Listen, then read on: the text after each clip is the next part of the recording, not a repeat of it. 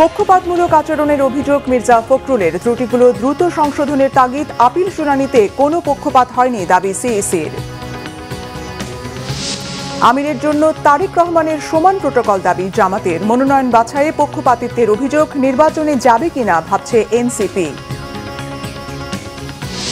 জুলাই যোদ্ধারাও মুক্তিযোদ্ধা, মুক্তিযুদ্ধ মন্ত্রণালয়ে আলাদা বিভাগের পরিকল্পনা তারেক রহমানের, বললেন ২৪-এর বিজয় কোনো দল, ব্যক্তি, গোষ্ঠীর নয়।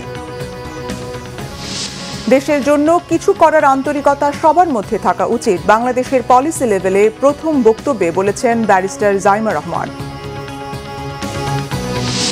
মব বলে জুলাই বিপ্লবকে প্রশ্নবিদ্ধের অপচেষ্টা বরদাস্ত করা হবে না, হুঁশিয়ারি চিফ প্রসিকিউটরের, মবকে উস্কানি না দেওয়ার আহ্বান রাজনীতিকদের। দেখছিলেন ক্রাউন সিমেন্ট সংবাদ শিরোনাম। প্রার্থিতা ফিরে পেতে আপিলের শেষ দিনের শুনানি সম্পন্ন হয়েছে। আপিলে বৈধতা ফিরে পেয়েছেন চট্টগ্রাম ৪ আসনে বিএনপি মনোনীত প্রার্থী আসলাম চৌধুরী, তবে চট্টগ্রাম ২ আসনের প্রার্থী সরোয়ার আলমগীরের প্রার্থিতা বাতিল করেছে নির্বাচন কমিশন। ৯ দিনের চলা আপিল শুনানি কার্যক্রমে কোনো পক্ষপাত হয়নি বলে দাবি করেছেন প্রধান নির্বাচন কমিশনার এএমএম নাসির উদ্দিন। এদিকে পোস্টাল ব্যালটে পক্ষপাতিত্বের অভিযোগে নির্বাচন কমিশন ঘেরাও কর্মসূচি আগামীকালে অব্যাহত থাকবে বলে জানিয়েছেন ছাত্রদল। আসমা আক্তার নুপুরের রিপোর্ট। জাতীয় নির্বাচনে মনোনয়নপত্র বাছাইয়ে রিটার্নিং অফিসারের সিদ্ধান্তের বিরুদ্ধে আপিল শুনানির শেষ দিনে ২৩টি আবেদন মঞ্জুর করেছে নির্বাচন কমিশন। ৩৫টি আপিল নামঞ্জুর হয়েছে। চূড়ান্তভাবে বৈধতা পেয়েছেন বিএনপিরও বেশ কয়েকজন স্বতন্ত্র প্রার্থী। কমিশনকে ধন্যবাদ জানাই যে কমিশন তাদের প্রত্যেকের বক্তব্য শুনেছেন এবং প্রত্যেকের বক্তব্য শুনে জনাব আসলাম চৌধুরীর পক্ষ থেকে আমাদের যে বক্তব্য সেটা সন্তুষ্ট হয়ে তার প্রার্থিতাকে বৈধতা দিয়েছেন চূড়ান্তভাবে। কোনো কিছু শুনলই না, আমি তাতে বুঝলাম এবং আমি তার আচরণে সন্তুষ্ট নয় এবং ওনার দ্বারা বাংলাদেশে সুষ্ঠু অবাধ নির্বাচন হবে না। এদিকে ৩ দফা দাবিতে সকাল থেকেই নির্বাচন কমিশনের সামনে অবস্থান নেয় ছাত্রদল। তাদের অভিযোগ, নির্বাচনে একটি নির্দিষ্ট দলকে সহায়তা করছে কমিশন। সন্ধ্যায় ইসির সাথে বৈঠক শেষে ছাত্রদলের নেতারা জানান, রবিবারের মতো অবস্থান কর্মসূচি প্রত্যাহার করা হয়েছে। সোমবার সকাল ১১টা থেকে আবারও কর্মসূচি পালনের কথা জানানো হয়। নানাবিধ যত অপকৌশল আছে সেগুলো গ্রহণ করেছে বিদায় আমরা আমাদের সেই পয়েন্টগুলো বলে এসেছি। আশা করছি তারা এগুলো বিবেচনা করবে এবং আমরা আমাদের আজকের এই অবরোধ কর্মসূচি এখানে সমাপ্ত করব, ঘেরাও কর্মসূচি এখানে সমাপ্ত করব। আমরা আগামীকাল আবারও সকাল থেকে আমাদের এই ঘেরাও কর্মসূচি আবার শুরু করব। প্রথমবারের মতো যে পোস্টাল ব্যালটে নির্বাচন হচ্ছে, কিন্তু অত্যন্ত দুর্ভাগ্যজনকভাবে যেটি আমরা দেখলাম যে নির্বাচন কমিশন কর্তৃক পোস্টাল ব্যালটের আয়োজন করলো সেটি অত্যন্ত একদম পুয়ার ম্যানেজমেন্ট হয়েছে এবং বিশেষ করে জামাতে ইসলাম এবং শিবিরের বিভিন্ন পর্যায়ের নেতৃবৃন্দদের বাসায় পোস্টাল ব্যালট পাওয়া গেছে। এই ঘটনা আমাদেরকে মনে করে দিচ্ছে ২০১৮ সালের কথা। আপিল শুনানির শেষ দিনে প্রধান নির্বাচন কমিশনার এএমএম নাসির উদ্দিন জানান, আপিল শুনানিতে কোনো পক্ষপাতিত্ব হয়নি। ভোটের কার্যক্রম সুন্দর মতো করতে সবার সহযোগিতা চান তিনি। আসমা আক্তার নুপুর, বাংলা ভিশন, ঢাকা।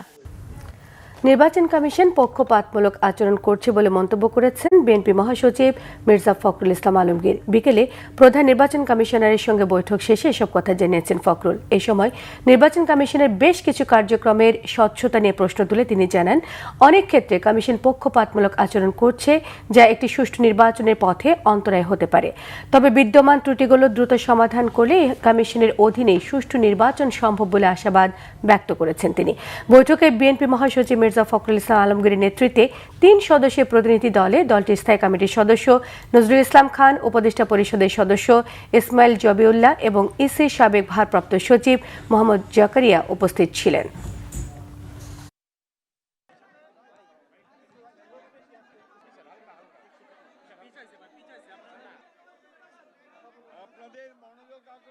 আমরা মনে করি যে নির্বাচন কমিশন অনেকগুলো ক্ষেত্রেই তারা তাদের কার্যকলাপের মধ্য দিয়ে প্রশ্নবিদ্ধ আচরণ করছে। যে বিষয়গুলো আমরা তুলে ধরেছি তার মধ্যে প্রধান যে বিষয়টি ছিল যে আপনারা জানেন যে পোস্টাল ব্যালটের যে বিষয়টি, এটা কিন্তু এখনো পুরোপুরি সমাধান হয়নি। বিশেষ করে বিদেশের যারা নিবন্ধিত ভোটার তাদেরকে ব্যালট পেপার পৌঁছানোর ক্ষেত্রে এবং ব্যালট পেপারটা যেভাবে মুদ্রণ করা হয়েছে সেই ক্ষেত্রে আমাদের অভিযোগ আমরা সেটা তাদের কাছে দিয়ে এসেছি। আমরা মনে করি যে এই ব্যালট পেপারটি সঠিক নয়, এখানে পক্ষপাতিত্ব করা হয়েছে এবং কোনো একটি দলকে বিশেষভাবে সুবিধা দেওয়ার চেষ্টা করা হয়েছে। আমরা নির্বাচন কমিশনকে এটাকে পরিবর্তনের জন্য আহ্বান জানিয়েছি। একটি দলের প্রধানের মতো জামাতের আমিরকেও সমান নিরাপত্তা দিতে হবে প্রধান উপদেষ্টার সাথে বৈঠকে এমন দাবি তুলেছেন দলটির নেতারা। বলেন, তা না হলে নির্বাচনের লেভেল প্লেইং ফিল্ড নিশ্চিত হবে না। জামাতের নায়েবে আমির সৈয়দ আব্দুল্লাহ মোহাম্মদ তাহের অভিযোগ করেন, প্রার্থী বাছাইয়ে নির্বাচন কমিশনকে চাপ দেওয়া হচ্ছে। কোনো চাপে যাতে সিদ্ধান্ত পরিবর্তন করা না হয় সে বিষয়ে সতর্ক থাকার কথা বলেন তিনি। এদিকে 12 ফেব্রুয়ারি নির্বাচন হবেই বলে আশ্বস্ত করেছেন প্রধান উপদেষ্টা। কোনো গোজামিলে নির্বাচন দেবে না বলে জানিয়ে দেন তিনি। রিপোর্ট সৈয়দ আব্দুল মুহিতের। নির্বাচন কমিশনে পাল্টাপাল্টি অভিযোগের মধ্যে রবিবার সন্ধ্যায় প্রধান উপদেষ্টা ডক্টর মোহাম্মদ ইউনূসের সাথে বৈঠক করে জামাত আমিরের নেতৃত্বে 4 সদস্যের প্রতিনিধি দল। প্রায় 1 ঘন্টার বৈঠকে নির্বাচনের প্রচারণা ও আইন শৃঙ্খলা পরিস্থিতি নিয়ে আলোচনা হয়। পরে ব্রিফিংয়ে জামাতের নায়েবে আমির ডাক্তার সৈয়দ আব্দুল্লাহ মোহাম্মদ তাহের দাবি করেন, একটি দলের প্রধানের বাড়তি নিরাপত্তা নির্বাচনে লেভেল প্লেইং ফিল্ড নষ্ট করছে। কাকে অনেক প্রায়োরিটি দেওয়া হচ্ছে, কাকে অনেক প্রটোকল দেওয়া হচ্ছে, কাকে অনেক প্রোটেকশন দেওয়া হচ্ছে। আমাদের এতে কোনো খুব আপত্তি নেই, কিন্তু আমাদের কথা হচ্ছে যেহেতু we are the contesting political party, সুতরাং ওইদিকে যা করবেন এদিকেও তাই করতে হবে, সমতা বজায় রাখতে হবে।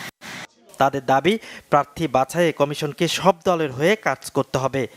একটা হচ্ছে ঋণ খেলাপি, আর একটা হচ্ছে দ্বৈত নাগরিকত্ব। কিছু কিছু জায়গায় আমরা ইলেকশন কমিশনের একটু ভিন্নতা দেখতে পাচ্ছি। আর দ্বৈত নাগরিকত্বের ব্যাপারেও প্রাথমিক বাছাই একই ধরনের জায়গায় কাউকে বৈধ করছে, কাউকে অবৈধ করছে, এটা হিয়ারিং চলছে। আমরা শুনতে পাচ্ছি কোনো একটি দলের পক্ষ থেকে ইলেকশন কমিশনে গিয়ে চাপ সৃষ্টি করার চেষ্টা করছে, যাতে করে এই সমস্ত ত্রুটির কারণে যাদের নমিনেশন বাতিল হিসাবে গণ্য হওয়ার কথা সেটা যেন করা না হয়। এই নির্বাচন কমিশন কোনো একটি পার্টিকুলার দলের প্রতি পক্ষপাতিত্ব করছে। এই ধরনের আচরণ যদি অব্যাহত থাকে তাহলে সুষ্ঠু নির্বাচনের ব্যাপারে জনগণের ভিতরে সংশয় এবং হতাশা দেখা দিতে পারে। ভোটারদের মধ্যে আতঙ্ক কিংবা ভয় ভীতি হতে পারে, তাই সেনাবাহিনী সহ আইন শৃঙ্খলা বাহিনীর কাউকে ভোট কেন্দ্রে প্রবেশ না দেওয়ার সুপারিশ জামাতের। এ বিষয়ে প্রধান উপদেষ্টা তাদেরকে আশ্বস্ত করেছেন। নানা জায়গা থেকে প্রশ্ন আসছিল যে ভোটের দিন ভোট কেন্দ্রের ভিতরে আর্মিদেরকে ডিপ্লয় করা হবে কিনা। আমরা বলেছি শুধু আর্মি নয়, পুলিশ, র্যাব, আনসার কাউকেই ভোট কেন্দ্রের ভিতরে প্রবেশের অধিকার দেওয়া ঠিক হবে না, কারণ এটা প্রাইভেসিতে এফেক্ট করবে এবং ভোটারদের ভিতরে এক ধরনের ভয় ভীতি তৈরি হতে পারে। এদিকে ইসলামী আন্দোলন জোট ছেড়ে গেলেও দলটির নায়েবে আমির ফয়জুল করিমের সম্মানে সেই আসনে প্রার্থিতা প্রত্যাহার করবে জামাত। নির্বাচনের আগে ফ্যামিলি কার্ড ও কৃষক কার্ড একটি দলের ধোঁকাবাজি ছাড়া কিছু নয় মন্তব্য করে বিকাশ নম্বর নেয়ার অভিযোগ ভুয়া বলে দাবি তাদের। সৈয়দ আব্দুল মুহিত, বাংলা ভিশন, ঢাকা। জাতীয় নাগরিক পার্টির মুখপাত্র আসিফ মাহমুদ সজীব ভুঁইয়া বলেছেন, সুষ্ঠু ও নিরপেক্ষ নির্বাচন নিশ্চিতে নির্বাচন কমিশনের প্রতি কনফিডেন্স হারিয়েছেন তারা। কমিশনের বিরুদ্ধে সংবিধানের বাইরে গিয়ে বিএনপি ঋণ খেলাপি ও দ্বৈত নাগরিকদের সুযোগ দেওয়ার অভিযোগ তুলে নির্বাচনে দলটির অংশ নেওয়া নিয়ে সংশয় দেখা দিয়েছে বলে মন্তব্য করেছেন তিনি। রাতে বাংলা মোটরে এনসিপির কার্যালয়ে ঢাকা জরুরি সংবাদ সম্মেলনে আসিফ মাহমুদ এই অভিযোগ করেন। আপিল শুনানির শেষ দিনে বিএনপি মব সৃষ্টি করছে বলে অভিযোগ করেন তিনি। যদি নির্বাচন কমিশন কোনোভাবে দ্বৈত নাগরিকদের বৈধতা দিতে চায় তবে আইনি লড়াইয়ের পাশাপাশি রাজপথে থাকার ঘোষণা দিয়েছেন আসিফ। বলেন, প্রার্থী এবং তাদের কর্মীদের নিরাপত্তা দিতে ব্যর্থ হয়েছে নির্বাচন কমিশন। এমত অবস্থায় প্রয়োজনে জোটের সঙ্গে আলোচনা করে নির্বাচনে যাওয়া না যাওয়ার বিষয়ে সিদ্ধান্তের কথাও জানিয়েছেন এনসিপির মুখপাত্র। একটা সুষ্ঠু নির্বাচন, নিরপেক্ষ নির্বাচন আয়োজনের ক্ষেত্রে আমরা পার্টি হিসেবে জাতীয় নাগরিক পার্টি কোনো ধরনের কনফিডেন্স আজকের পরে পাচ্ছি না, এবং আমাদেরকে এই পরিস্থিতিতে এসে আমরা এই জাতীয় সংসদ নির্বাচনে অংশগ্রহণ করব কিনা এটাও পুনর্বিবেচনা করার সময় এসেছে বলে আমরা মনে করছি। যেহেতু রাইট অ্যাওয়ে ওইখান থেকে এসে আপনাদের সাথে কথা বলছি, সে কারণে কোনো সিদ্ধান্ত এখন আমি দিব না। আমরা আমাদের পার্টির রাজনৈতিক পর্ষদে বসে সিদ্ধান্ত গ্রহণ করব এই বিষয়ে, তবে আমরা এই বিষয়টি অবশ্যই পুনর্বিবেচনা করব। জুলাই যোদ্ধাদেরকে মুক্তিযোদ্ধা হিসেবে উল্লেখ করে শহীদ পরিবার এবং জুলাই আহতদের দেখভালের জন্য ক্ষমতায় গেলে মুক্তিযুদ্ধ বিষয়ক মন্ত্রণালয়ে আলাদা বিভাগ করার প্রতিশ্রুতি দিয়েছেন বিএনপি চেয়ারম্যান তারেক রহমান। এ সময় তার কাছে গত ১.৫ বছরের স্বপ্নভঙ্গের ইতিহাস তুলে ধরেন শহীদ পরিবার এবং আহত যোদ্ধারা। নাবিল জাহাঙ্গীরের রিপোর্ট, ক্যামেরায় ছিলেন মোহাম্মদ সেলিম। আমার ছেলের খুনি আমার সামনে, সে বাসায় তার সংসার নিয়ে বসবাস করছে, আমি নিজের চোখে দেখতে পাচ্ছি, কিন্তু আমার ছেলের খুনিকে এখন পর্যন্ত ধরা হচ্ছে না। যাদের রক্তে লাল হয়েছিল জুলাইয়ের রাজপথ, অবসান ঘটে ১.৫ দশকের ফেসিবাদী শাসনের। এই আকুতি সেই সব বীর শহীদের একজন আহনাফের মা সাফাত সিদ্দিকীর। আমরা সাধারণ খেটে খাওয়া মানুষ, দিন আনি দিন খাই। আমরা চাই আপনারা সকল শহীদকে এক নজরে দেখেন। সুবিচারের এমন আকুতি এই শহীদ জননীরই নয়। গণ অভ্যুত্থানের ১.৫ বছরে অবহেলা আর বঞ্চনার শিকার শহীদ গোলাম নাফিজ, আবু সাইদ, শাহরিয়ার, মীর মুগ্ধ, ইমাম হাসান তায়েম সহ শত শত শহীদ পরিবার এবং আহত যোদ্ধাদেরও। আমার ছেলে মারা যাওয়ার 7 মাস 13 দিনের মাথায় আমার হাজবেন্ড ব্রেন স্ট্রোক করে মারা যায়। আমার এখন এই ছোট ছেলেটা ছাড়া আর কেউ নাই। যারা আমাদের মাথা বিক্রি করে গিয়ে ক্ষমতার মসনদে বসেছে, তারা শহীদ এবং আহত পরিবারদের কোনো খোঁজ খবর নেয় না। আমার ভাই প্রথম শহীদ, যে তাকে প্রকাশ্যে গুলি করা হয়েছে, বিভিন্ন মিডিয়াতে সরাসরি লাইভ টেলিকাস্ট করা হয়েছে। তার হত্যার সাথে সরাসরি যে জড়িত ছিল, দুজন পুলিশ গুলি করছিল, তাদের বিচারটা ১.৫ বছর অতিবাহিত হয়ে গেছে, আমরা পাই নাই। রবিবার রাজধানীর কৃষিবিদ ইনস্টিটিউশনে বিএনপি আয়োজিত গণঅভ্যুত্থান ২০২৪-এ শহীদ পরিবার ও গুরুতর আহতদের সাথে মতবিনিময় সভায় তারেক রহমানকে কাছে পেয়ে নানা দাবি দাওয়া তুলে ধরেন তারা। আমরা এখনো পর্যন্ত দাঁড়ে দাঁড়ে ঘুরছি। আমি দোয়া করি, বিশ্বাস করি যে যদি বিএনপি সরকার ক্ষমতা আসে, তাহলে যেন আমাদের বিচারটা পাই। আমার 3টা সন্তান, আমার 6 সদস্য মিলানোর একটা পরিবার, এই পরিবারটা আমি খুব কষ্টে জীবনযাপন করি। এই পরিবারের মধ্যে যারা বিশেষ করে লেখাপড়া বন্ধ হয়ে যেতেছে, আর্থিক অনটন আছে, আমি আগামী দিনে সরকারকে আহ্বান জানাবো তাদের জন্য ব্যবস্থা গ্রহণ করে। শোকগাথা পেরিয়ে গণতান্ত্রিক বাংলাদেশে বীর শহীদদের আকাঙ্ক্ষা বাস্তবায়নের প্রতিশ্রুতি তারেক রহমানের। জানালেন, বিএনপি সরকার গঠন করলে জুলাইয়ের মুক্তিযোদ্ধাদের দেখভালের দায়িত্ব দেয়া হবে মুক্তিযুদ্ধ বিষয়ক মন্ত্রণালয়কে। জুলাই অভ্যুত্থানে যেভাবে মানুষকে হত্যা করা হয়েছে, ১৫০০-এর মতন মানুষকে যে হত্যা করা হয়েছে, এটিকে এক বাক্যে স্রেফ আমরা একটি গণহত্যা বলতে পারি। যাকে আমরা হারিয়ে ফেলেছি তাকে তো আমরা ফিরিয়ে আনতে পারবো না, কিন্তু যারা পেছনে রয়ে গিয়েছেন সেই পরিবারের সদস্যদের বিভিন্ন সুবিধা অসুবিধাগুলো যাতে দেখভাল করতে পারি এই মুক্তিযোদ্ধা মন্ত্রণালয়, কারণ তারাও একজন মুক্তিযোদ্ধা, তারাও আপনারা মুক্তিযোদ্ধা হিসাবে আপনারা গণ্য। রাষ্ট্রীয় উদ্যোগে তাদের সর্বোচ্চ চিকিৎসা নিশ্চিত করা, যে উদ্দেশ্য নিয়ে এই সাহসী মানুষগুলো রাজপথে নেমে এসেছিলেন, রাষ্ট্র এবং সমাজ সেই উদ্দেশ্য বাস্তবায়ন করা। ২৪-এর আন্দোলন কোনো দল বা গোষ্ঠীর নয় জানিয়ে যারা এর দলীয়করণ করতে চায় তাদের বিরুদ্ধে সজাগ থাকার আহ্বান জানান বিএনপি চেয়ারম্যান। ২০২৪ সালের আন্দোলন কোনো ব্যক্তি, দল বা গোষ্ঠীর নয়। যারা স্বাধীনতা রক্ষার আন্দোলনকে দলীয় স্বার্থ রক্ষার আন্দোলনে পরিণত করতে চায়, তাদের সম্পর্কে স্বাধীনতা প্রিয়, গণতান্ত্রিকামী প্রিয় মানুষকে অবশ্যই সজাগ থাকা জরুরি। ২৪-এর অর্জন সুসংহত করতে আগামী নির্বাচন অত্যন্ত গুরুত্বপূর্ণ বলেও মন্তব্য করেন তিনি।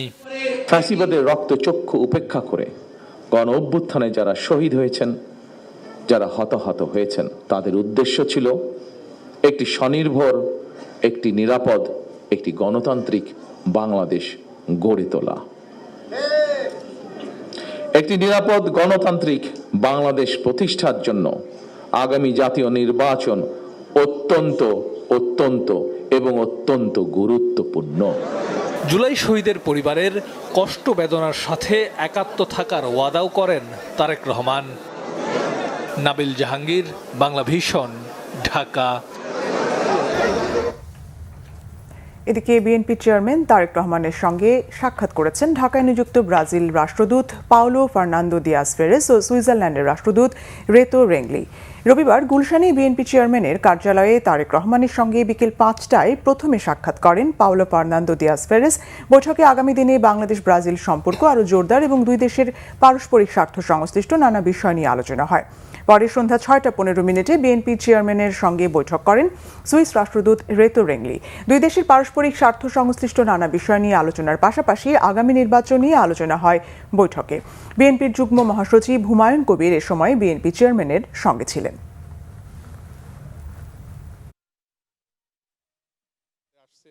এগ্রিকালচার সেক্টর নিয়ে আলাপ হয়েছে, বিভিন্ন আদার ট্রেড এন্ড ইনভেস্টমেন্ট এরিয়া নিয়ে আলাপ হয়েছে, ইন্টারন্যাশনাল কোঅপারেশন, বিভিন্ন ইন্টারন্যাশনাল সংস্থাগুলোতে আমরা কিভাবে কাজ করতে পারি, বিভিন্ন কমন পজিশন নিয়ে, তো এগুলো নিয়ে এক্সচেঞ্জ হয়েছে। বিশেষ করে আন্তর্জাতিক মহল ওনার পরিকল্পনা, ওনার নেতৃত্ব, কিভাবে আগামীতে বাংলাদেশকে নিয়ে যাবেন বিএনপি ক্ষমতায় আসলে, ওগুলোর প্রতি আরও আগ্রহ বাড়িয়ে দিয়েছে। দেশের জন্য কিছু করার আন্তরিকতা সবার মধ্যে থাকা উচিত বলে মন্তব্য করেছেন বিএনপি চেয়ারম্যান তারেক রহমানের মেয়ে ব্যারিস্টার জাইমা রহমান। তিনি বলেন, প্রত্যেকের আদর্শ, অভিজ্ঞতা এবং দৃষ্টিভঙ্গি আলাদা, এরপরও একসঙ্গে বসে আলোচনা চলছে, কারণ সবাই দেশের জন্য, দেশের মানুষের জন্য ভাবছেন। এটি গণতন্ত্রের আসল সৌন্দর্য বলে মনে করেন তিনি। তিনি জানান, ভিন্ন এক অনুভূতি এবং আবেগ নিয়ে কথা বলছেন তিনি। রিপোর্ট করছেন মুহিবুল্লাহ মুহিব। রাজধানীর খামারবাড়িতে কৃষিবিদ ইনস্টিটিউটে জাতি গঠনে নারী, নীতি, সম্ভাবনা এবং বাংলাদেশের ভবিষ্যৎ শীর্ষক এই আলোচনার আয়োজন করে ঢাকা ফোরাম, যেখানে প্রধান আকর্ষণ ছিলেন বিএনপি চেয়ারম্যান তারেক রহমানের মেয়ে ব্যারিস্টার জাইমা রহমান। প্রথমবারের মতো জনপরিসরে আলোচনায় যোগ দেয় স্বাভাবিক আগ্রহের কেন্দ্রেও ছিলেন তিনি। তার বক্তব্যেই ফুটে ওঠে প্রথমবারের মতো পলিসি লেভেলে বক্তব্য রাখার অন্যরকম বহিঃপ্রকাশ। বাংলাদেশের পলিসি লেভেলটায় আমার প্রথম বক্তব্য এটা। আমি এমন কেউ নয় যার কাছে সব প্রশ্নের উত্তর আছে বা সব সমস্যার সমাধান জানা আছে। তবু আমি বিশ্বাস করি, নিজের ছোট্ট জায়গা থেকেও সমাজের জন্য, দেশের জন্য কিছু করার আন্তরিকতা আমাদের সবার মধ্যে থাকা উচিত। আজ আমি এসেছি শুধু শুনতে, শিখতে এবং একসাথে কাজ করার মনোভাব নিয়ে এগিয়ে যেতে। কথা বলতে গিয়ে দাদি বেগম খালেদা জিয়ার লন্ডনে চিকিৎসাধীন অবস্থায় হাসপাতালে ঘটে যাওয়া ছোট্ট ঘটনা উঠে আসে জাইমা রহমানের বক্তব্যে। দাদু যখন আমাদের সাথে লন্ডনে ছিলেন গত বছর প্রথমের দিকে, উনি যখন এসেছিলেন তখন হাসপাতালে ছিলেন কিছু চিকিৎসার জন্য। ওখানে বিভিন্ন দেশ থেকে নার্স ছিল, ডাক্তার ছিলেন, এবং একটি নার্স ছিলেন নাইজেরিয়া ওয়েস্ট আফ্রিকাতে। আম্মা আব্বা একদিন দাদুকে সকাল সকাল দেখতে গেছিল, তো নার্স তারপরে বললেছে যে, ও আমি তো আপনার মাকে চিনেছি। আম্মু আব্বু বললো, কিভাবে? আপনার মাই প্রথম ইলেক্টেড প্রাইম মিনিস্টার বাংলাদেশের না? আম্মু আব্বু তো অবাক, হ্যাঁ আপনি কিভাবে জানেন? তো নার্স তারপরে বললো যে, আপনাদের যে উনি যে এত কিছু করেছেন এই মেয়েদের শিক্ষার জন্য, specially primary education, food for education, cash for education, এগুলো আমাদের সরকার ওই 35-30 বছর আগে দেখে ইমপ্লিমেন্ট করেছিল। আর ওই কারণে লক্ষ লক্ষ মেয়েরা গ্রাম অঞ্চলে, ওদের দেশে গ্রাম অঞ্চলে বিভিন্ন জায়গা সদরে এখনো শিক্ষা পাচ্ছে, অন্তত প্রাইমারি এডুকেশন লেভেলে। সো ভাবলাম একটু। প্যানেল আলোচনায় দেশের বিশিষ্ট নারী উদ্যোক্তা ও অর্থনীতিবিদরা তুলে ধরেন নারী ক্ষমতায়নে বাধার প্রসঙ্গ আর নতুন বাংলাদেশ বিনির্মাণে নারীদের সম্পৃক্ত করার পাশাপাশি তাদের নিয়ে নানা পরিকল্পনার কথা তুলে ধরেন বিএনপির স্থায়ী কমিটির সদস্য আমির খসরু মাহমুদ চৌধুরী। মহিলাদের জন্য যে পলিসিগুলো করেছে আমি বলেছি, apart from removing the glass ceiling, এটা আমাদের করতে হবে, এটা আমাদের মানসিক ব্লক যেটা আছে, we have to do that. But targeted যে প্রোগ্রামগুলো করা হয়েছে মহিলাদের জন্য, প্র্যাকটিক্যালি সবগুলো পলিসিতে আপনি দেখুন মহিলাদের জোর বেশি। নারীর ক্ষমতায়নে দাদা শহীদ প্রেসিডেন্ট জিয়াউর রহমান ও দাদি বেগম খালেদা জিয়ার স্বপ্ন বাস্তবায়নে নিজের স্বপ্নের কথাও জাইমা রহমান তুলে ধরেন বিভিন্ন প্রশ্নের জবাবে। মুহিবুল্লাহ মুহিব, বাংলা ভিশন, ঢাকা। সাবেক প্রধানমন্ত্রী বেগম খালেদা জিয়ার মৃত্যু দাফনের 20 দিন পরেও শ্রদ্ধা জানাতে জিয়া উদ্যানে সাধারণ মানুষের ঢল। রবিবার সকালে দেশের বিভিন্ন প্রান্ত থেকে শ্রদ্ধা জানাতে ও দোয়া করতে জিয়া উদ্যানে আসছেন সকল শ্রেণী পেশার মানুষ এবং বিএনপির মনোনীত প্রার্থী সহ বিভিন্ন অঙ্গ সংগঠনের নেতাকর্মীরা। শ্রদ্ধা জানানোর পর করছেন দোয়া। শহীদ রাষ্ট্রপতি জিয়াউর রহমানের আদর্শ সামনে রেখে এগিয়ে যাওয়ার প্রতিজ্ঞাও করছেন তারা। এরই ধারাবাহিকতায় বিএনপির ফেনী 1 আসনের মনোনীত প্রার্থী রফিকুল আলম মজনু বলেন, বিএনপি প্রতিহিংসার রাজনীতি করতে চায় না। আসন্ন নির্বাচনের মাধ্যমে প্রতিহিংসার রাজনীতির অবসান হবে বলেও আশাবাদ ব্যক্ত করেন এই প্রার্থী। আমরা এসেছি আমাদের প্রিয় নেত্রী, গণতন্ত্রের মা, সাবেক প্রধানমন্ত্রী মরহুমা বেগম খালেদা জিয়ার রুহের মাগফিরাত কামনায় আমরা ওনার মাজারে এসেছি কবর জিয়ারত করতে। আমরা চাই একটি লেভেল প্লেইং ফিল্ড হোক। আমরা যারা প্রার্থী আছি যে দলেরই হোক, আমরা যার ভোট সে যাবো। নির্বাচন একটি সুন্দরভাবে হবে। মানুষ 16 বছর ভোট দিতে পারে না, এখন 16 বছর পরে মানুষ তার গণতান্ত্রিক অধিকার প্রয়োগ করবে। একটি ভালো নির্বাচন চাই। গণতন্ত্রকে টিকিয়ে রাখতে এবং জনগণের অধিকার প্রতিষ্ঠায় ভোট কেন্দ্রে উপস্থিত হবার কোনো বিকল্প নেই বলে মন্তব্য করেছেন ঢাকা 6 আসনে বিএনপির মনোনীত প্রার্থী ইশরাক হোসেন। সাবেক 3 বারের প্রধানমন্ত্রী বেগম খালেদা জিয়া রুহের মাগফিরাত কামনায় গোপীবাগে বাংলাদেশ বয়েজ ক্লাব আয়োজিত দোয়া এবং শোক সভায় তিনি মন্তব্য করেন। তিনি বলেন, ভোট কেন্দ্রে যাওয়াই গণতন্ত্র রক্ষার একমাত্র পথ। জনগণ সরাসরি ভোট দিয়ে রাষ্ট্র পরিচালনার সিদ্ধান্ত নেবে, এটি গণতন্ত্রের মূল কথা। স্মরণ করিয়ে দেন, বিগত 17 বছর ধরে বাংলাদেশের জনগণের ভোটাধিকার কেড়ে নেওয়া হয়েছিল। নির্বাচন ব্যবস্থাকে ধ্বংস করে একটি গোষ্ঠীর ক্ষমতাকে চিরস্থায়ী করার চেষ্টা করেছে। কিন্তু বাংলাদেশের মানুষ সেই পরিস্থিতি থেকে বেরিয়ে এসে আবারও গণতন্ত্রের পথে হাঁটতে চায়। আগামী নির্বাচন শুধু একটি সরকার পরিবর্তনের নয়, এটি বাংলাদেশের ভবিষ্যৎ নির্ধারণের নির্বাচন বলেও মন্তব্য করেছেন ইশরাক হোসেন।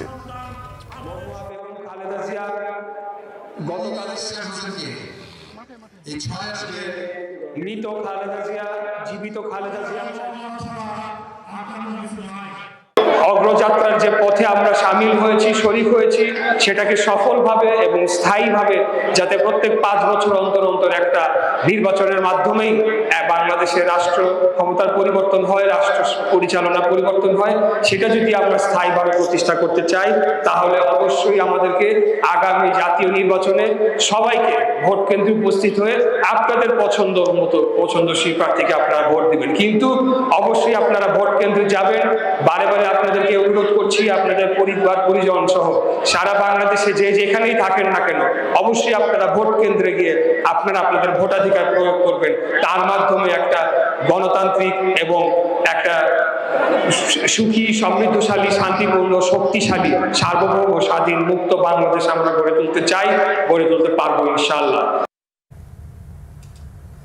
মব শব্দটি বলার পেছনে বিপ্লবকে প্রশ্নবিদ্ধ করার অপচেষ্টা আছে বলে মন্তব্য করেছেন আন্তর্জাতিক অপরাধ ট্রাইব্যুনালের চিফ প্রসিকিউটর তাজুল ইসলাম। তাই মব শব্দটি ব্যবহারে সংযত হওয়ার পরামর্শ দেন তিনি। তার এই বক্তব্য প্রচ্ছন্ন হুমকি মনে করছেন বিএনপি ও সিপিবি সহ রাজনৈতিক দলের নেতারা। এ নিয়ে মন্তব্য করতে রাজি হননি আইন উপদেষ্টা আসিফ নজরুল। তবে সংস্কার হয়নি বলে তুচ্ছ তাচ্ছিল্য করছেন তাদের উদ্দেশ্যে। বলেন, এত অল্প সময়ে এত বেশি সংস্কার বাংলাদেশের ইতিহাসে আর কখনোই হয়নি। জিয়াউল হক সবুজের রিপোর্ট। বিচার বিভাগের স্বাধীনতা এবং আইনের শাসন বিষয়ে নীতি সংলাপের আয়োজন করে সিজিএস। এতে রাজনৈতিক ও আইন অঙ্গনের আলোচকরা বলেন, দেশে রাজনৈতিক ছত্রছায়ায় বিচারক নিয়োগের প্রক্রিয়া নিরপেক্ষ বিচারের পথে বড় বাধা। বিচার ব্যবস্থার প্রতি জনগণের আস্থা ফেরাতে দরকার রাজনৈতিক সদিচ্ছা। ঝুলে থাকা ৪৫ লাখের বেশি মামলা নিষ্পত্তির জন্য বিচারকের সংখ্যা বাড়ানোর তাগিদ দেন আলোচকরা। এ সময় উঠে আসে মব শব্দটির ব্যবহার নিয়ে বিতর্ক। মব শব্দটা প্রয়োগের আগে অবশ্যই আমাদেরকে খুব সতর্কতার সাথে কাজ করতে হবে। বাস্তিল দুর্গের পতনকে আপনি রাস্তার ছিনতাইকারীর মবকে একসাথে মিলাতে পারবেন না। গণভবনের পতনের এই বিপ্লবের যে অর্জন, সেটার সাথে মব শব্দটা বারবার ব্যবহার করে এই বিপ্লবীদেরকে অথবা বিপ্লব যারা করেছে তাদেরকে প্রশ্নবিদ্ধ করার কোনো চেষ্টা যদি কোনো মহলে থাকে, আমি বলবো যে সবারই সংযত হওয়া উচিত। বক্তব্য শেষ করে তাজুল ইসলাম চলে যাওয়ার পরপরই তার এই বক্তব্যকে হুমকি বলে মন্তব্য করেন বিএনপির সাবেক এমপি নীলুফার চৌধুরী মনি। ক্ষোভ জানান সিপিবির নেতা রুহিন হোসেন প্রিন্সও। মবকে মব বলা যাবে না। আচ্ছা ঠিক আছে, আমরা এতদিন কোনো নাম পাই নাই, আমরা চরম অপরাধমূলক কর্মকাণ্ডকে লম্বা লাইন দিয়ে বলতাম। আচ্ছা যে বা যারা মব নিয়ে আসছে হঠাৎ করে, আমরা এটাকে কিছু মনে করি নাই, মবই বলেছি। মবকে জাস্টিফাইড করবো, ওয়াই? আপনি আইনের শাসন চান, আবার মবকে উস্কান, তার মানে কি এটা? নো, এটা বাংলাদেশে চলবে না। এটা যদি চালাইতে চান আইনের শাসন চলতে পারে না। আমি তাকেও বলতে চাই যে উনিও যেন সংযতভাবে আচরণ করেন, তা না হলে বাংলাদেশের মানুষকে ধমক দিয়ে হুমকি দিয়ে তাদেরকে দাবিয়ে রাখা যাবে না। অনুষ্ঠানের শেষ মুহূর্তে সংলাপে যোগ দেন আইন উপদেষ্টা ডক্টর আসিফ নজরুল। মব প্রসঙ্গে অন্য অতিথির বক্তব্য নিয়ে কোনো মন্তব্য করতে রাজি হননি তিনি, তবে জানান বিচার বিভাগকে স্বাধীন করতে সরকার সম্ভব সবকিছু করেছে। কোনো সংস্কার হয়নি এটা ঠিক না, যথেষ্ট সংস্কার হয়েছে সময়ের বিবেচনায়, হয়তো আরো হতে পারত, কিন্তু আমরা মনে করি আমাদের সময়ের সর্বোত্তম ব্যবহার করার চেষ্টা করেছি। উচ্চ আদালতেও কিছু সংস্কারের প্রয়োজন রয়েছে, এই সংস্কারের চিন্তা উচ্চ আদালত থেকেই আসতে হবে। প্রধান বিচারপতির একটা ক্ষমতার কেন্দ্রিকতা আছে, এটাকে একটুখানি গণতন্ত্রায়ন প্রয়োজন। প্রধান বিচারপতির একক ক্ষমতা, যে কোনো বেঞ্চ গঠন করছেন ভেঙে দিচ্ছেন, এখানে একটু গণতন্ত্র আনা প্রয়োজন। জবাবদিহি ছাড়া অসীম স্বাধীনতায় প্রত্যাশিত সুফল পাওয়া যায় না বলে মন্তব্য করেন আইন উপদেষ্টা। জিয়াউল হক সবুজ, বাংলা ভিশন, ঢাকা। জুলাই আগস্টে মোহাম্মদপুরে মানবতা বিরোধী অপরাধের মামলায় শেখ ফজলে তাপস, জাহাঙ্গীর কবির নানক সহ 28 জনের বিরুদ্ধে অভিযোগ আমলে নিয়েছে আন্তর্জাতিক অপরাধ ট্রাইব্যুনাল 1। বিচারপতি গোলাম মর্তুজা মজুমদারের নেতৃত্বে 3 সদস্যের ট্রাইব্যুনাল আজই আদেশ দেন। সেই সঙ্গে 29 জানুয়ারি 24 আসামি গ্রেফতার করে ট্রাইব্যুনালে হাজিরের নির্দেশ দেওয়া হয়। এই মামলায় আসামি 28 জনের মধ্যে 24 জন পলাতক এবং 4 জন কারাগারে রয়েছে। তাদের আদালতে হাজির করা হয়। মোহাম্মদপুরে শহীদ ফারহান ফয়াজকে হত্যাসহ মোট 3টি অভিযোগে আনা হয়েছে আসামিদের বিরুদ্ধে। এ মামলায় মোট সাক্ষী 50 জন। ফরমাল চার্জের প্রথম অভিযোগে বলা হয় 18 জুলাই মোহাম্মদপুরে আন্দোলনে অংশগ্রহণকারী শিক্ষার্থী ফারহান ফয়াজ শহীদ হন। শেখ ফজলে তাপস তৎকালীন প্রধানমন্ত্রীকে ফোন করে মারণাস্ত্র ব্যবহার করতে উস্কানি দেন। এছাড়াও ড্রোন ব্যবহার করে আন্দোলনকারীদের চিহ্নিত করার অভিযোগ রয়েছে। 7 কলেজের জন্য প্রস্তাবিত ঢাকা সেন্ট্রাল ইউনিভার্সিটি অধ্যাদেশের চূড়ান্ত খসড়া মন্ত্রিপরিষদ বিভাগে পাঠানো হয়েছে বলে জানিয়েছে শিক্ষা মন্ত্রণালয়। এক সংবাদ বিজ্ঞপ্তিতে চূড়ান্ত খসড়া পাঠানোর কথা জানায় মন্ত্রণালয়। সংবাদ বিজ্ঞপ্তিতে জানানো হয়, শিক্ষা মন্ত্রণালয় আশা করছে দ্রুততম সময়ে অধ্যাদেশ অনুমোদন পাবে। আগামী বৃহস্পতিবার অন্তর্বর্তী সরকারের উপদেষ্টা পরিষদের বৈঠকে খসড়া উপস্থাপন এবং আইনিভাবে যাচাইয়ের জন্য আইন মন্ত্রণালয়ের মতামত নেওয়া হবে। সংবাদ বিজ্ঞপ্তিতে আরও বলা হয়েছে, এরই মধ্যে 2024-25 শিক্ষাবর্ষে ভর্তি হওয়া শিক্ষার্থীদের ক্লাস শুরু হয়েছে। সেটির ধারাবাহিকতা রক্ষা করা দরকার, তাই শিক্ষার্থীদের ধৈর্য ধরার আহ্বান জানানো হয়েছে সংবাদ বিজ্ঞপ্তিতে। Bangladesh centre for air and space power studies BCASPS এর আনুষ্ঠানিক উদ্বোধন হয়েছে। উদ্বোধন অনুষ্ঠানে প্রধান অতিথি হিসেবে ছিলেন বিমান বাহিনী প্রধান air chief marshal Hasan Mahmud Khan. বিমান বাহিনী প্রধান বলেন, BCASPS air and space power বিষয়ক গবেষণায় নিবেদিত একটি স্বাধীন থিঙ্ক ট্যাঙ্ক হিসেবে যাত্রা শুরু করল। কার্যকরভাবে আকাশসীমা নিয়ন্ত্রণ এবং সুরক্ষা নিশ্চিত করা জাতীয় সার্বভৌমত্ব এবং স্থিতিশীলতার মৌলিক ভিত্তি।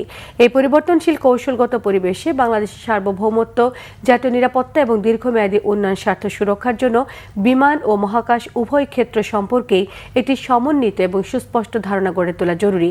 BCASPS প্রতিষ্ঠা এটি সময়োপযোগী এবং ভবিষ্যৎমুখী উদ্যোগের প্রতিফলন, যা জাতীয় নিরাপত্তা এবং বিমান বাহিনীর জন্য খুবই গুরুত্বপূর্ণ বলে মন্তব্য করেছেন তিনি। অনুষ্ঠানে BCASPS এর ওয়েবসাইট www.bcasps.org উদ্বোধন করেন বিমান বাহিনী প্রধান।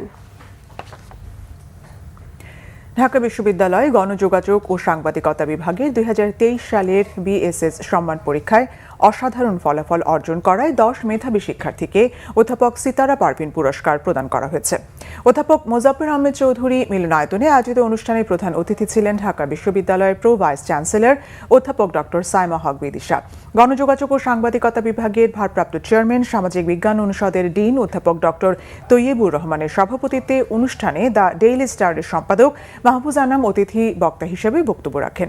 অধ্যাপক সিতারা পারভিনের সংক্ষিপ্ত জীবনী তুলে ধরেন সহযোগী অধ্যাপক শাওন্তি হায়দার। অবসরপ্রাপ্ত অধ্যাপক ডক্টর আহাদুজ্জামান মোহাম্মদ আলী ধন্যবাদ জ্ঞাপন করেন। অনুষ্ঠান সঞ্চালনা করেন সহকারী অধ্যাপক মার্জিয়া রহমান। অধ্যাপক ডক্টর সিতারা পারভিন 2005 সালের 23 জুন যুক্তরাষ্ট্রে এক মর্মান্তিক সড়ক দুর্ঘটনায় নিহত হন।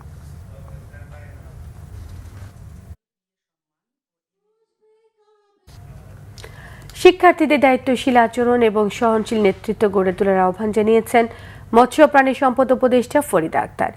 ঢাকা সেনানিবাসের সেনা প্রাঙ্গণ কনভেনশন হলে বাংলাদেশ ইউনিভার্সিটির তৃতীয় সমাবর্তন অনুষ্ঠানে তিনি সব কথা বলেন।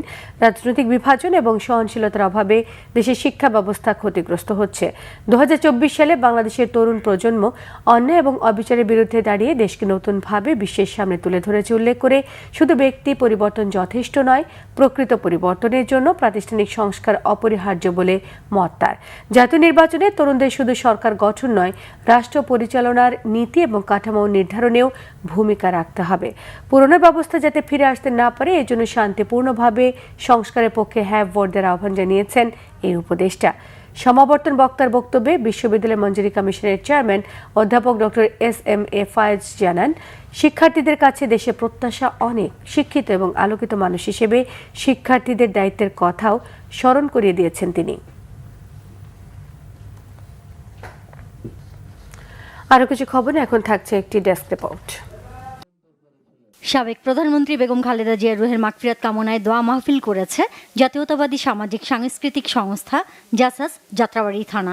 এতে প্রধান অতিথি ছিলেন জাসাস কেন্দ্রীয় কমিটির আহ্বায়ক চিত্রনায়ক হেলাল খান। বিশেষ অতিথি ছিলেন ঢাকা 5 আসনে বিএনপি মনোনীত প্রার্থী নবিউল্লাহ নবী ও জাসাস কেন্দ্রীয় কমিটির সদস্য সচিব জাকির হোসেন রোকন। সভাপতিত্ব করেন জাসাস যাত্রাবাড়ি থানার সভাপতি মোহাম্মদ আলী শেখ। আগামী 22 জানুয়ারি বিএনপি চেয়ারম্যান তারেক রহমানের সিলেট সফরকে কেন্দ্র করে ঐতিহাসিক সরকারি আলিয়া মাদ্রাসা মাঠ পরিদর্শন করেছেন কেন্দ্রীয় ও স্থানীয় বিএনপি নেতারা। পরিদর্শনকালে নেতারা সমাবেশের মঞ্চসজ্জা, অতিথিদের নিরাপত্তা এবং যাতায়াতের রুট নিয়ে বিস্তারিত আলোচনা করেন। জেলা বিএনপির সভাপতি আব্দুল কাইয়ুম চৌধুরী উপস্থিত ছিলেন এ সময়। পাহাড়ি বাঙালি সম উন্নয়ন ও সাম্প্রদায়িক সম্প্রীতিতে বিশ্বাস করে বিএনপি বলেছেন খাগড়াছড়ির বিএনপি মনোনীত প্রার্থী ওয়াদুদ ভুইয়া। শহরের মহাজনপাড়ায় চাকমা সম্প্রদায় আয়োজিত মতবিনিময় সভায় প্রধান অতিথির বক্তব্যে তিনি কথা বলেন। বেগম খালেদা জিয়া ও শহীদ রাষ্ট্রপতি জিয়াউর রহমানের সমাধিতে শ্রদ্ধা নিবেদন করেছে অবসরপ্রাপ্ত সেনা, নৌ ও বিমান বাহিনীর সাধারণ সেনা সদস্যদের 13টি প্রতিষ্ঠানের সমন্বয়ে গঠিত রিটায়ার্ড আর্মড ফোর্সেস কাউন্সিল। সমাধিতে শ্রদ্ধা নিবেদন করে তাদের আত্মার মাগফিরাত কামনা করে দোয়া মোনাজাত হয়। এ সময় কাউন্সিলের উপদেষ্টা অবসরপ্রাপ্ত কর্নেল মোহাম্মদ জগলুল আহসান ও 13টি সংগঠনের সভাপতি, সাধারণ সম্পাদকরা উপস্থিত ছিলেন। বিএনপির প্রতিষ্ঠাতা শহীদ রাষ্ট্রপতি জিয়াউর রহমানের 90তম জন্মবার্ষিকী উপলক্ষে আলোচনা সভা হয়েছে বগুড়ায়।